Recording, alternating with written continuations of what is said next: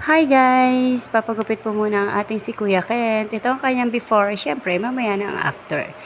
So, andito na po tayo sa barbershop. O, diba barbershop with aircon pa. So, ayan, papasok na po kami. Waiting kami kasi may nauna pa kay Kuya Kent, si Kuya. So, hindi namin kilala, kaya Kuya din. Actually, may humahawak talaga kay Kuya rito. Ayan, magaan kasi ang kamay niya. So, gustong-gusto ni Kuya Kent dyan kasi daw hindi masakit. O, diba? Behave lang si Kuya pag ginugupitan. O, pak! Tapos, syempre, itong isang babae ko, ayan, nag-iinarte na naman, nahatching daw siya, tapos mag-i-emote, arty yarn, umisa pa, ay talagang ayaw tumigil, ganda ka, te. So, ayun na nga.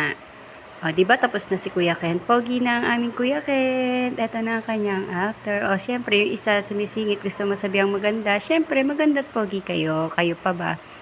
At pauwi na kami, guys. Yun lang, guys. Bye-bye. Thanks for watching.